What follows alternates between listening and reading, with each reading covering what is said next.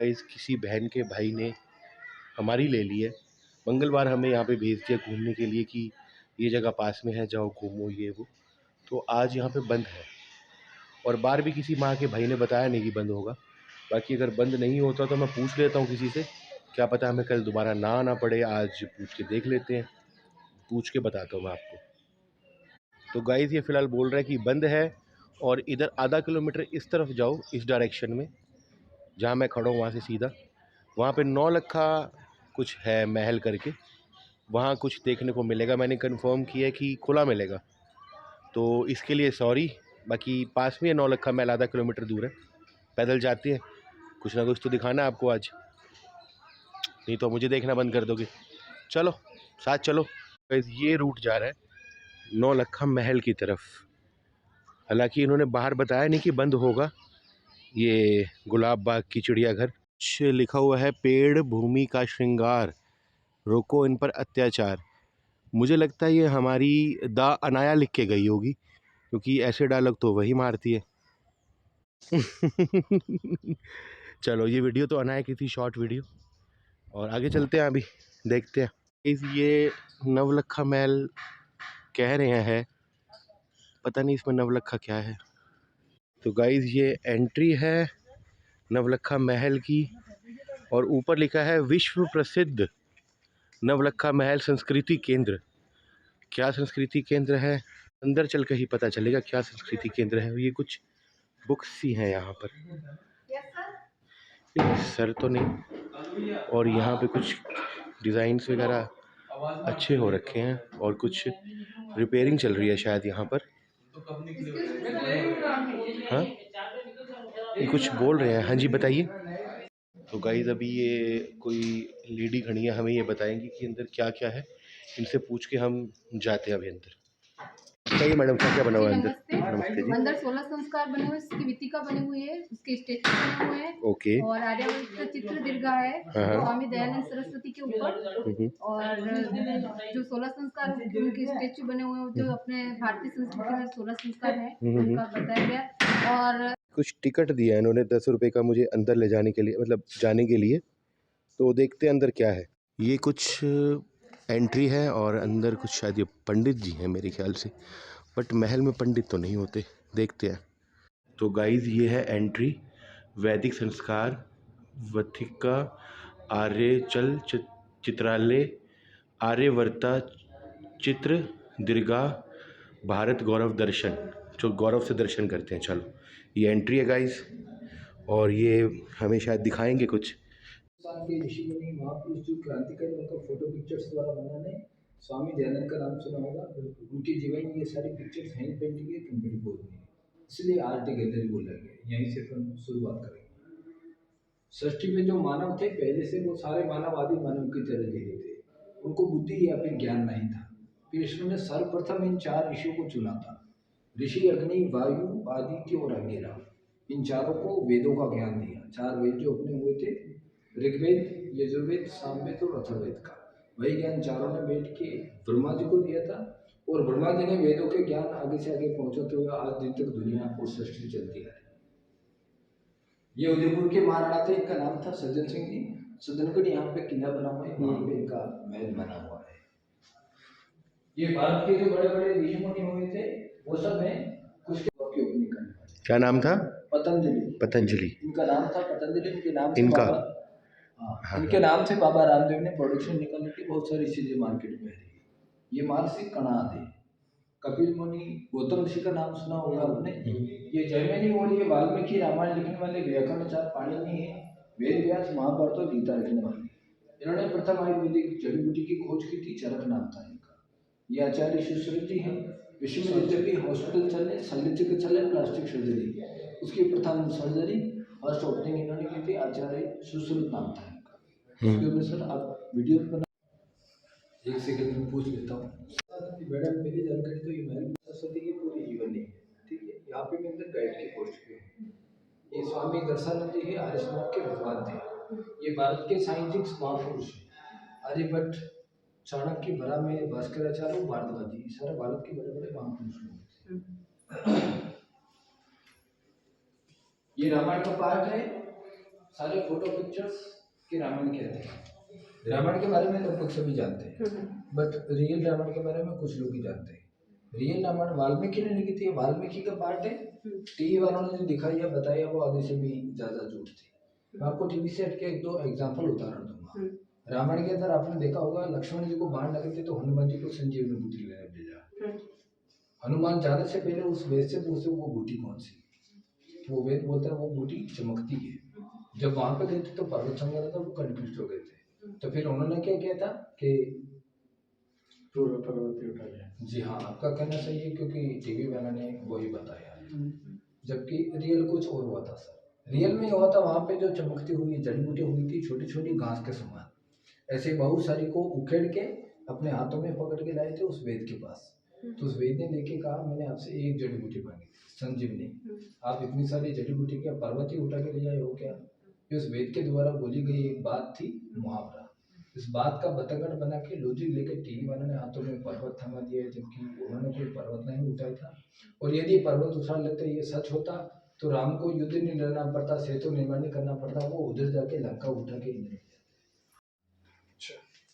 ये कृष्ण लीला का पार्ट है महाभारत का। भगवान कृष्ण का जन्म टीवी वालों ने बताया है जेल के अंदर। रियल जो उनका जन्म हुआ था वो भी जेल में ही हुआ था, लेकिन कंस ने उनको टीवी वाली जेल नहीं दी। जेल तो दी थी लेकिन ये नजर बंद, खाना पीना बैठना उठना सोना ऐशो आराम सारे अवेलेबल महल के अंदर। वो जन्म हो रहा है वो दासी नजर रख दी, ये जेल थी। इस जेल का फायदा टीवी ने उठा करके रियल की जेल में बिठा दिया है। वो इसलिए कि अपना अपना चैनल फेमस करना, पैसे कमाने और लोगों का मनोरंजन करना। ये पंडित श्यामजी कृष्ण वर्मा हिंदुस्तान के क्रांतिकारी थे। लंदन में इंडिया हाउस बनाया इन्होंने, और मोदी जी लंदन से इनकी अस्थियां लाए थे, गुजरात के थे ये, मांडवी के। ये यहाँ उदयपुर मेवाड़ की जो मुद्राएं चलती थी राजाओं के जमाने के टाइम के जो सिक्के चलते थे चांदी के, वो कुछ सिक्के मुद्राएं यहाँ पे लगाए हैं प्रदर्शन करने के लिए, देखने के लिए। यही थे मुद्रा जो चलती थी यहाँ पे कभी।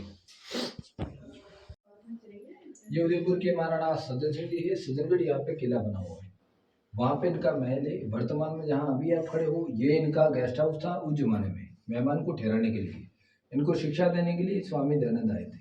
वो 6.5 महीने तक यहीं पे ठहरे थे, फिर वो चले गए थे।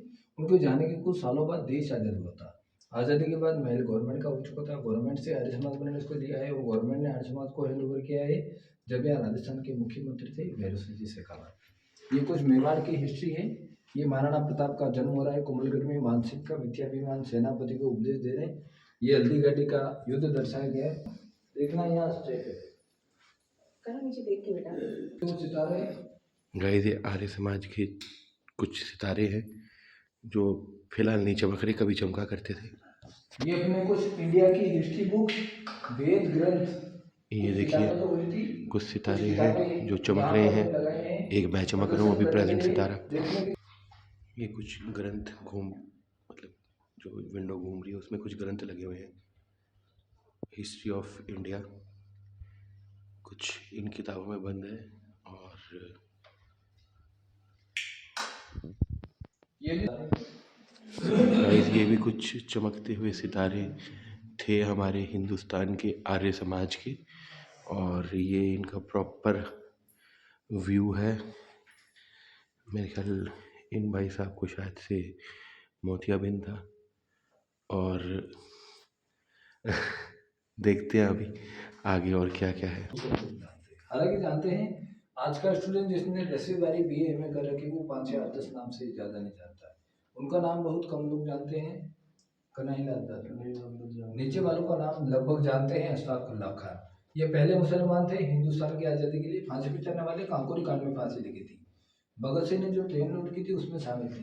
बाकी कुछ नाम आपने सुने होंगे, मंगल पांडे, वासुदेव बलवंत फड़के, दामोदर चापकर, राजेंद्र गौड़े, मदनलाल, श्यामजी कृष्ण, चंद्रशेखर, राजबिहारी, खुदीराम सत्यनाथ, भगत सिंह, सुभाष चंद्र, सुखदेव, राजगुरु, ये सारे क्रांतिकारी जिन्होंने देश को आजाद करने के लिए खुद का बलिदान दिया। यस,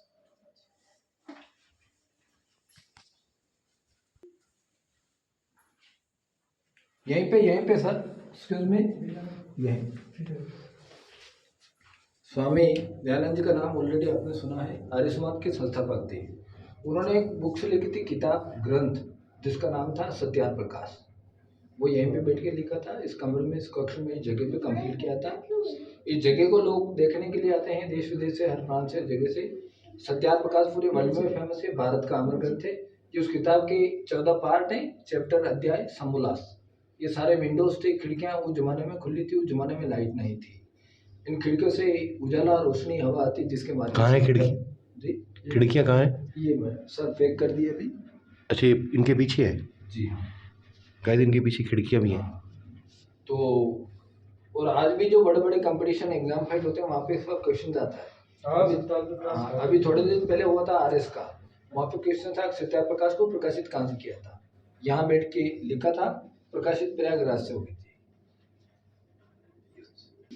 गाइस, ये इसके पीछे कभी खिड़कियाँ हुआ करती थी, अभी तो फिलहाल दीवार है, क्योंकि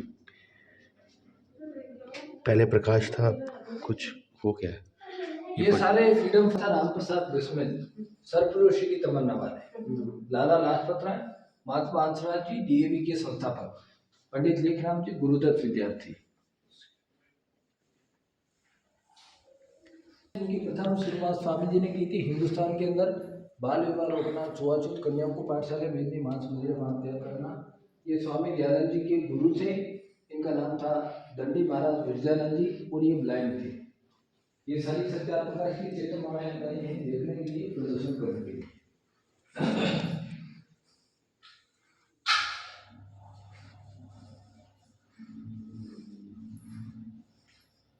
ये जो किताब वहां बैठ के लिखी थी सत्यार्थ प्रकाश, उस किताब का ट्रांसलेशन करके सार लगाया है 24 भाषा में, 24 लैंग्वेज में। उदयपुर में सब देश के और सब प्रांत के लोग घूमने के लिए जाते हैं, तो यहाँ 24 भाषाएं लगाई हैं। किसी भी देश का कोई सी प्रांत का अध्यक्ष किताब का सार पढ़ सके। आप कौन से प्रांत से हो sir? Uttar Pradesh. Language Hindi sir? Hindi, Delhi. ये दुनिया के लोग बोलते हैं कि पृथ्वी शेष नाग की टिकी है, कुछ लोग कहते हैं चटाई के समान है। इसके बारे में लगभग सभी जानते हैं। कुछ लोगों ने कहा मरने के बाद कोई स्वर्ग तो कोई नरक में जाता है। स्वामी जी ने लिखा है स्वर्ग और नरक धरती पे होते हैं। जो इंसान खुशी से रहा वो स्वर्ग में, जो खुद के कर्मों से दुखी हो रहा वो नरक में। मरने के बाद ऐसी कोई जगह या स्थान नहीं जहाँ पे स्वर्ग और नरक बनाएंगे। ये दयानंद जी की जीवनी है, जन्म से लेकर मोक्ष तक की। बचपन में इनका नाम मूलशंकर था, करसनदी तिवारी पिता का नाम था। टंकारा गांव, राजकोट जिला, गुजरात के रहने वाले थे, ब्राह्मण थे। शिवरात्रि का व्रत रखा था, चूहे चढ़ के शिवलिंग पे उत्पात कर रहे थे। तब इन्होंने देखा कि ये भगवान कौन सा है जो खुद की रक्षा नहीं करता, इस पे चूहे उत्पात करे, मैं इसको भगवान नहीं मानता हूँ। उसी दिन से मूर्ति पूजा छोड़ दी, और आज भी आर्य समाज वाले लोग मूर्ति पूजा नहीं करते। थोड़े दिन बाद इनके बहन की, फिर इनके चाचा की मौत हुई। ये चाचा की मौत पे जीवन में पहली बार हुए थे। इन दोनों की मौत के बाद मौत का बैराग लेके और सत्य ईश्वर की गोद में घर बार वालों को सबको छोड़कर निकल पड़े। यहाँ पे इन्होंने संपूर्ण से प्रथम शिक्षा ली, यहाँ 2 योग गुरुओं से योगा ने शिक्षा ली। यहाँ पे आए घूमते घूमते, तब जाके इनके गुरु से प्रथम मुलाकात होती है मथुरा में बिरजानंद से। जब गुरु का जाके दरवाजा खटखटाया तो अंदर बैठे बैठे बोले कि कौन हो तुम? तो स्वामी जी बाहर से बोले कि यही तो मैं भी जानने के लिए आया हूँ, मैं हूँ कौन, ये तो आप मुझे बताइए, मैं कौन हूँ, दुनिया क्या है, जीवन क्या है, सबके बारे में। उसी दिन से गुरु जी ने इनको शिष्य बना दिया।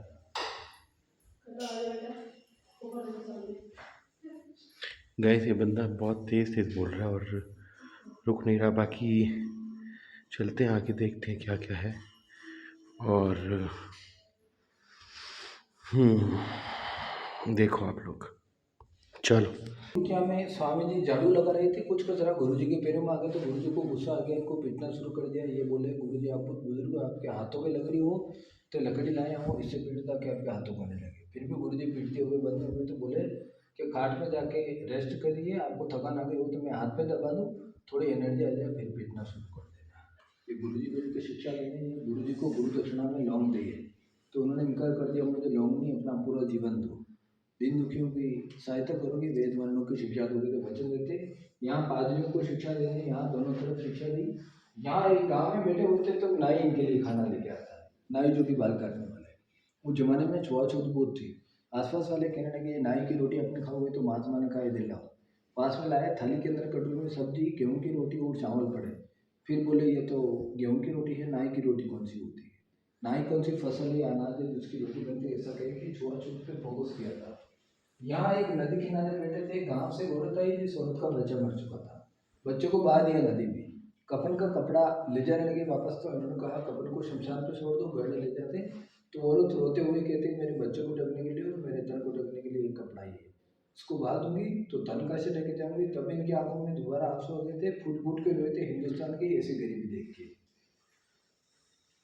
मुंबई में बैठ के इन्होंने आर्य समाज की स्थापना की थी संवत 1932 गिरगांव माणिकचंद की वाटिका में। संवत विक्रमी संवत सन 1875 गिरगांव माणिकचंद की वाटिका, मुंबई, महाराष्ट्र। यस जी सर। हनुमान जी को अपन हिंदुस्तान वाले सब जानते ही हैं। इनकी कुछ बातें हैं जो कि बड़े बड़े महापुरुष, बड़े विद्वान भी नहीं जानते हैं, कि हनुमान जी की पूंछ नहीं थी। एक्चुअली में इनकी पूंछ नहीं थी, इनकी पहुंच थी। पूंछ दो प्रकार की होती है, एक पूंछ जो कि जानवरों की, दूसरी पूंछ इंक्वायरी, पूछताछ करना, इंक्वायरी करना। हनुमान जी बड़े बलवान, शक्तिशाली, चारों वेदों का ज्ञान, बड़े ज्ञानी थे, तो बड़े पहुंचे हुए माने जाते थे। उस पूंछ को लोगों ने पूंछ वाला कर दिया है। और आपने सुना होगा इनको कहते हैं वानर। वानर का लोगों ने गलत मतलब लिया है, बंदर। वानर का मतलब बंदर नहीं होता है। यदि वानर का संधि विच्छेद करेंगे तो यह आएगा कि वन में रहने वाला नर, वानर। ये वन में रहते थे, वो प्रजाति थी उस जमाने में, जिसको लोगों ने बंदर कर दिया है। और कुछ टीवी में या फिर के मंदिर में हर जगह इनके पूंछ लगाइए, दिखाइए। वो इनके जन्म से पूंछ नहीं थी, वो इनका एक हथियार था, एक शस्त्र था, जिसका नाम था लांगुल। हनुमान जी ने उसी हथियार से लंका जलाई थी। तो ये पॉसिबल नहीं है कि लंका जल के राख होगी तब तक पूंछ की कुछ भी नहीं हुआ। बाली सूरी का नाम सुना होगा आपने। जब बाली सूरी को बताते हैं टीवी वाले, तो साथ में उनकी पत्नियां दिखाते हैं। उन पत्नियों की कोई पूंछ वूंछ नहीं दिखाई जाती, उनको नॉर्मल औरत बताते हैं। तो ये पॉसिबल नहीं है कि कोई औरत किसी पूंछ वाले बंदर के साथ शादी कर लेगी। ये वाल्मीकि ने लिखा है अपने रामायण में, जो कि हिंदुस्तान में रियल और प्रत्यक्ष रामायण है। गर्भाधान से लेकर अंत्येष्टि तक 16 संस्कार होते हैं। स्वामी जी ने अत्यंत कृपा करके हमको बताए थे, तो हम ये कोशिश कर रहे हैं आप लोगों को उसकी जानकारी मिले। कार्य पूरे भारत में एक तरीका होता है, खाली ये लुक लगाए, क्योंकि ऑल इंडिया से जो पब्लिक आती है ना, तो उनको ऐसा नहीं लगे कि हमारे प्रांत का कोई अस्तित्व नहीं है। ये राजस्थान का लुक लगाया, जेवर, कपड़े, पेंटिंग सब राजस्थान की है। स्वामी जी ने कहा गर्भाधान करने से पहले पति पत्नी को शारीरिक, मानसिक, आध्यात्मिक सब तरह की तैयारी करके परहित की कामना में उत्प्रोत होकर ये कार्य करना चाहिए, ताकि अच्छे संतान गर्भ में आए। ये कर्नाटक का लुक दिया है। पुष्पम संस्कार, गर्भ स्थापना के 4थे माह में गर्भनी की स्थिति चेंज होती रहती है। पति पत्नी के हृदय पे हाथ रख के आश्वासन दे रहा है, आप अकेले नहीं हैं, अपन साथ में हैं। अच्छा भोजन करो, अच्छे विचार रखो, अच्छे लोगों से मिलो, ताकि अपने गर्भ के ऊपर कोई गलत असर नहीं पड़े और समय आने पर अच्छे संतान प्राप्त हो। क्योंकि 9 माह में जो स्त्री कार्य करती है, सारा असर बच्चे पर जाता है। तो पति इनको प्रोत्साहित दे रहे हैं। ये हिमाचल प्रदेश का लुक दिया है। सीमंतो नयन संस्कार, 7वें मास में पत्नी घी युक्त खिचड़ी खा रही है। पति पूछने क्या देख रही हो, तो यहाँ पत्नी पॉजिटिव हो रही है। यहाँ पति मोटिवेट कर रहे थे, मैं भगवान का दिया हुआ अच्छी संतान का मुख देख रही हूँ। किसमें देख रही होती, खिचड़ी में? पति पूछने क्या देख रही हो, खिचड़ी में। अच्छा, तो किसी में भी देख सकते हैं ना। बिल्कुल बिल्कुल उसमें तो कोई दिक्कत वाली बात ही नहीं है। सपने में क्या देखते हैं अपन, वही वाली बात है। ये जातकर्म संस्कार है। ये हमने पंजाब का लुक दिया है। बच्चा होने के बाद में माता जी बच्चे को लेकर लेट रही है, अटेंडेंट बैठी, मतलब दाइमा बैठी है, और पिताजी सोने की शलाखा को शहद में डुबो के, नीचे दादी बैठी है, दाई। अच्छा, दाई माँ ओके ओके, जो सेवा करती है ना, मालिश वगैरह करना वो वाली, ठीक है। और पिताजी सोने की शलाखा को शहद में डुबो के बच्चे की जुबान पर ओम लिख रहे हैं। ओम का अपने जीवन में बहुत महत्व है। परमात्मा का प्रथम नाम ओम है। कोई पूजा स्टार्ट करते हैं तो ओम नमः शिवाय, किसी उठमने में जाते हैं 2 मिनट का मौन होता है ना, ओम से शुरू होता है, ओम शांति पे समाप्त होता है। तो आप समझ गए होंगे ओम का अपने जीवन में कितना महत्व है। ये महाराष्ट्र का लुक किया है, नामकरण संस्कार। वैसे तो नाम परमात्मा प्रदत्त होता है, लेकिन संबोधन के लिए कोई नाम तो चाहिए। अब पुराने जमाने में इमरती देवी, बर्फी देवी, मलाई देवी, रबड़ी देवी ऐसे नाम रखते थे। तो स्वामी जी ने इसमें बहुत बड़ी क्रांति करी। उन्होंने कहा नाम ऐसा रखो जिसका कोई मतलब निकलता हो, अपने को कहने में अच्छा लगे, सामने वालों को सुनने में अच्छा लगे, ऐसा सार्थक नाम रखो। ये निष्क्रमण संस्कार है। ये मणिपुर का लुक दिया है। बच्चा गर्भ से आता है ना, तो अंधेरे से पानी से आता है। 4 महीने इसको पृथ्वी का एटमॉस्फेयर सेट होने में लगते हैं। उस दरमियान उसकी तबीयत भी खराब ज़्यादा रहती है, तो उसको घर के अंदर रखा जाता है और 4 महीने में जब वो परिपक्व हो जाता है फिर उसको बाहर निकालते हैं। दिन में सूर्य दर्शन कराते हैं, ये रात्रि को चंद्र दर्शन करा रहे हैं। माता जी ओम का उच्चारण करते हुए पृथ्वी में जल छोड़। ये अन्नप्राशन संस्कार है, ये केरल का लोग दिया है। पहले 6 महीने बच्चा माँ के दूध पे रहता है, उस समय उसके लिए पर्याप्त भोजन वही है। फिर उसको भोजन खिलाया जाता है। तो दाल चावल की खिचड़ी सबसे सुपाच्य होती है। माता जी कटोरी में खिचड़ी लेके बैठी है, पिताजी उसको खिचड़ी खिला रहे हैं। अब किसी के खीर भी खिलाते हैं तो बात एक ही है, मीठे चावल खिलाओ या वाली प्लेन खिचड़ी खिलाओ, एक ही बात है। जो अपने पूर्वज माता पिता बच्चों के करते हैं वही अपने को करना है। ये चूड़ाकरण संस्कार जम्मू कश्मीर का लोग है। प्रथम बार जो बच्चे के बाल उतरते हैं, जरूर संस्कार। अब ये किसी के घर पे होता है, किसी के हनुमान जी के मंदिर में होता है, किसी के माता जी के मंदिर में होता है, होता सभी के ही है। ये कर्णभेद संस्कार है, ये गुजरात का सीन दिया है। अंदर जो सुश्रुत जी आचार्य है, शल्य चिकित्सा वाले, उन्होंने कहा है कि कान छेदने से आभूषण तो पहनते ही हैं, लेकिन हर्निया नाम की बीमारी अपने नहीं होती। क्या नहीं होती? हर्निया। अच्छा, हर्निया। ये संस्कार के हिसाब से, बाकी तो अपवाद है। 94 के भी इंसान बैठे हुए हैं और जाने में 40 के भी चले गए। ये ईश्वर के हाथ की बात है, ये अपने हाथ की बात नहीं है। ये उपनयन संस्कार है, जनेऊ देने का संस्कार है। स्वामी जी ने 150 साल पहले महिलाओं को भी अधिकार दिया कि भाई महिला भी जनेऊ ले सकती है, इसलिए हमने भी महिला को करा। लेकिन महिला को देते नहीं है स्वामी जी के अनुसार हम जो भी संस्कार बता रहे हैं, स्वामी जी के अनुसार बता रहे हैं। प्लस जनेऊ की जो 3 धागे हैं, सरकार संस्कार के हिसाब से 3 ऋण उतारने की बात कहते हैं। पितृ ऋण, देव ऋण, ऋषि ऋण। अब इनको उतारने का जैसे माता पिता अपने साथ रहते हैं, महिला को देने का। हाँ उस समय दिया था, अभी नहीं है। अब वो उनकी इच्छा है। स्वामी जी ने 150 साल पहले, मैं क्या कह रहा हूँ, स्वामी जी ने 150 साल पहले ये महिलाओं को अधिकार दिया। अब उसके बाद कोई उसको फॉलो करे नहीं करे कोई जरूरी नहीं है। वेदांत संस्कार, बच्चे को गुरुकुल भेजते थे ना, तो 16 साल तक वहीं रहता था, खाना पीना उठना बैठना वहीं होता था। तो गुरुजी उस बच्चे को इस प्रकार संभाल के रखते थे जैसे माता जी 9 माह पेट में बच्चे को संभाल के रखते। इसमें एक बात अधूरी रह गई थी, जनेऊ के जो 3 धागे हैं वो 3 ऋण उतारने की बात कहते हैं संस्कार के हिसाब से। पितृ ऋण, देव ऋण और ऋषि ऋण। अब इनको उतारने का तरीका, माता पिता अपने साथ रहते हैं, उनको अच्छा भोजन कराओ, अच्छा व्यवहार रखो। यूँ नहीं पापा अपनी समझ तो आप बैठ जाओ, हम कह रहे जो कर लो, ऐसा मत बोलो, क्योंकि माँ बाप तो अपने माँ बाप ही रहेंगे, चाहे भले वो अनपढ़ है। माता पिता तो माता पिता ही रहेंगे। दूसरे अच्छा व्यवहार रखो, अच्छा सब ट्रीटमेंट दोगे तो उनके मुँह से अपने लिए आशीर्वाद निकलेगा। ये पितृ ऋण तरीका। अब देव ऋण, अतिथि देवो भव, अतिथि के साथ वैसे व्यवहार रखोगे तो वो भी अपने को आशीर्वाद देके जाएंगे। ये देव ऋण तरीके। अब ऋषि ऋण, अपने घर पे कभी कोई ऋषि आए, उसमें सुविधा है भोजन करा सको, भोजन करा दिया, नहीं तो जो बन पड़ी वो सेवा कर दी तो वो भी आशीर्वाद देगी। ये ऋषि ऋण जस्ट एग्जाम्पल, बाकी तो आप खुद समझदार हैं। ये समावर्तन संस्कार है।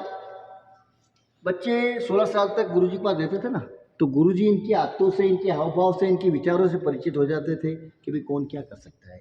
तो जब ये 16 साल बाद गृहस्थ जीवन के लिए विदाई दे रहे हैं तो गुरुजी तय करते थे कि कौन क्या करेगा। अब उनका दिमाग पंडित जी का है, पंडिताई करें। सेकंड नंबर का माइंड व्यापारी का, व्यापार करो। थर्ड नंबर सेवादार, क्लर्क, बैंक में नौकरी, प्राइवेट नौकरी, सरकारी नौकरी, कोई भी नौकरी कर सकते हैं। ये खेती वाले किसान भाई।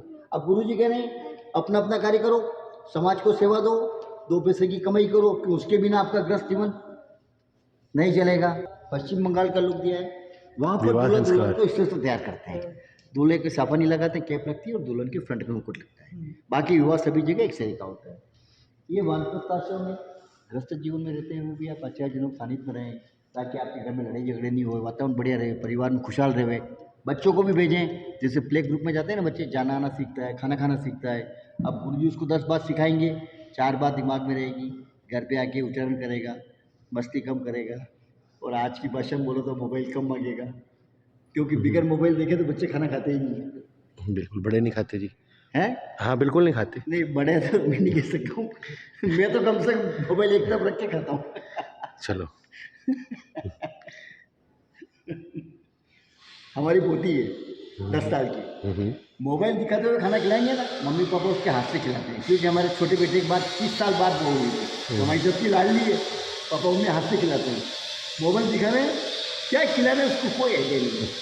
और जून महीने का बेटा मोबाइल दे दे मुंह बनाते हुए देखेगी, नेक्स्ट कवा खिलाया ना, ये कुछ सब्जी है क्या? मैंने मैगी खाई है, मैंने अभी सैंडविच खाया है, नहीं करना है मुझे खाना। एक सेकंड में स्टेटमेंट चेंज हो जाएगा। और ये संन्यास अपन कुछ करके हो जाते हैं, फिर अपनी आवश्यकता सीमित कर रहे हैं, जैसे टीवी मोबाइल जो भी देखते हैं लगभग समाप्त कर दो। अब खाली चोला पहन के भीख मांग के रोटी खाने का नाम संन्यास नहीं है। संन्यास का मतलब ये चोला भी पहनना है, भोजन भी करना है, लेकिन आचार्य जनों के सानिध्य में रहे, उनसे शिक्षा लेवे, उनसे उपदेश लेवे, क्योंकि सीखने की कोई उम्र नहीं होती। आदमी मरते दम तक सीख सकता है। प्लस कोई ज़रूरतमंद आ गया उसकी सेवा करें। आप भोजन करो, आपके पास 4 रोटी है, कोई भूखा गया 1 रोटी तू भी खा। कुल मिला के समर्पण की भावना रखें ताकि आपका अगला जीवन सुधरे। और ये सब अंत्येष्टि संस्कार स्वामी जी ने 150 साल पहले महिलाओं को भी अधिकार दिया। उन्होंने कहा किसी ग्रंथ में, किसी किताब में ये नहीं लिखा है कि महिला ये कार्य नहीं कर सकती उनके अनुसार, लेकिन अपनी वर्षों पुरानी रीति चल रही है। उन्होंने 150 साल पहले बोला, अपनी 300 साल पुरानी रीति चल रही है कि पुरुष के मुकाबले महिला का हृदय कोमल होता है। वो अपनी आंखों के सामने जिसकी डेथ थी उसको जलता हुआ नहीं देख सकती, इसलिए उनको घर छोड़ के जाने का प्रावधान था। और आज के इस मॉडर्न युग में जिनकी खाली लड़कियां हैं तो जाएगी, कंधा भी देगी, अग्नि भी देगी, लेकिन जिनके लड़के लड़कियां दोनों है ना, तो लड़कियां क्या कहती है, भाई साहब आप तो जा रहे हो, हम भी आएंगे, नहीं तो आप बैठ जाओ, हम कर आएंगे। ये समय समय का परिवर्तन। अब एक थिएटर और है, ऑप्शन है, देखना चाहें तो। गए अभी यहाँ पे हम मूवी देखने और ये दिखाने लगे कुछ मूवी टाइप का, कुछ ये कुछ हिस्ट्री बताएंगे। ये देखो, ये जस्ट लाइक कुछ PVR है और ये कुछ मूवी उन्होंने स्टार्ट की है। तो अभी देखते हैं कि मूवी रिकॉर्ड अगर क्वालिटी अच्छी आती तो आपको रिकॉर्ड करके दिखाऊंगा, नहीं तो फिर खुद से बताऊंगा कि मैंने क्या देखा इसमें, है ना। मेरी माँ है, मैं ऋषियों के आश्रम में पला हूँ। गए कोई मूवीज़ के नेम है, आज़ादी, जो लौट के घर ना आए, पृथ्वीराज चौहान, मैंने मैं भारत हूँ, सबसे छोटी थी और ज़रूरी था सबसे छोटी देखना। अब उन्होंने अंधेरा कर दिए, तो देखते हैं क्या क्या दिखाते हैं इसमें। मैं भारत हूँ मूवी स्टार्ट हो रही है, चलिए देखते हैं। तो गाइस अंदर हम जो अभी पता नहीं क्या ही करके आए हैं, अभी मैं जा रहा हूँ वापस की तरफ, तो आगे जाके मिलते हैं फिर आपसे। और ये बोल रहे हैं कि 1 मिनट रुको, हाँ ये बोल रहे हैं इधर से एग्ज़िट करके आप लेक पिछोला जाओ और कुछ फतेह सागर करके है, वहाँ जाते हैं। फ़िलहाल ये एग्ज़िट है और यहाँ से हम मत्था टेक के जा रहे हैं। अंदर की बोरिंग वीडियोस मैं आपको दिखा दूँगा कि क्या है, क्योंकि उसकी कुछ समझ भी नहीं आई कि उसने क्या बोला। कुछ पिक्चर्स हैं, बाकी इन्होंने कुछ साइट्स के नाम बताए, मैं लिंक डिस्क्रिप्शन में डाल दूँगा, आप देख लीजिएगा। और बाकी चलते हैं सीधा इस तरफ, देखते हैं क्या क्या होता है।